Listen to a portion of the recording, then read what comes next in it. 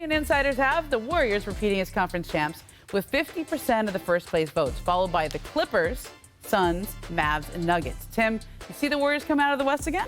No, I think the Clippers are clearly the best team in the West with everybody available and on the court. They spent all last season stockpiling players, stockpiling assets to be ready to go when Kawhi Leonard, who's on the screen now, and Paul George were healthy and ready to go at the start of the season. They had Norm Powell, they had Robert Covington, they bring back Nicholas Batum. This team can play any way you want to play. They have a championship-winning coach in Ty Lue, who, Bobby talked yesterday about having buy-in for this group. Ty Lue was with those Cavs team, which certainly had all sorts of big personalities to deal with and getting guys to buy into different roles. I think the Clippers have everything required to be a championship. So this is the clip that probably people will save again, like it was in 2019 of them.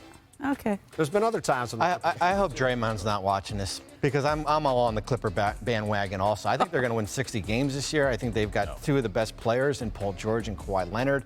Their depth is unmatched. I think it's, as you said, it's all about buy-in here. And there's, of course, the health component with this roster here. But we're in the offseason, so everything looks good on paper. And I like this team on paper right now. The one guy we haven't mentioned, John Wall. Yeah. I love that addition for them and exactly what he can bring just to add a different dynamic. We've been waiting for the Clippers, it feels like, for a couple of years to finally arrive, and I said I wasn't going to get caught up in the hype again, but I'm with y'all. Well, all these small guys on the court, John Wall pushing the pace, hitting guys for threes. Yeah, I'm with you. It's a really perfect fit. Yeah, I agree. Okay, there was actually a team that did win 60 games last year that got 0 votes to win the Western Conference.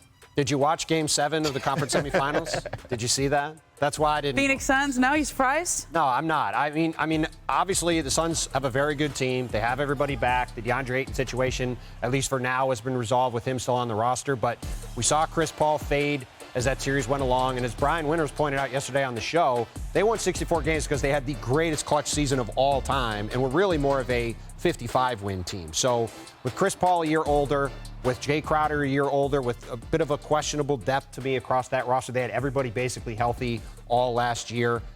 The Suns are going to be really good, but I don't like them to get out of the West. Yeah, my concern is really probably less with Phoenix, but the whole entire Western Conference. When I look at certainly teams like Denver with Jamal Murray and Michael Porter Jr., certainly the Clippers here.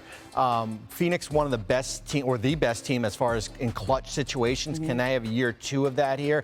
And then a little bit of kind of a makeshift bench as far as kind of, former veterans when you look at Josh Okogie and they bring back Bismack Biyombo, Damian Lee here. And I'm waiting for the question is DeAndre Ayton. Right? Rental, or is he going to be here for the whole season? That's going to be the big question mark for me. Well, if we're going to talk about dark horses, you can't forget about that young team that was giving the Warriors the business before they went out. Jamal, who do you like in the Western Conference? They're not on the board up here, and that's what I'm looking at is Memphis. And I think that because the conference is better, you could see a scenario where the Grizzlies don't win as many games as they did last season. Especially with Jaren Jackson Jr. out to start the year. Yeah, and they had a lot of things break right for them when John Morant and Dylan Brooks missed all that time and they still played well. So I think we may see the Grizzlies drop from that second in the West, but now they've got some playoff experience. They've been through the ringer a little bit, and I still expect those guys to keep getting better as they play together.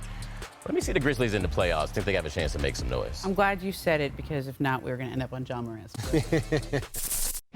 Thanks for watching ESPN on YouTube. For live streaming, sports, and premium content, subscribe to ESPN+.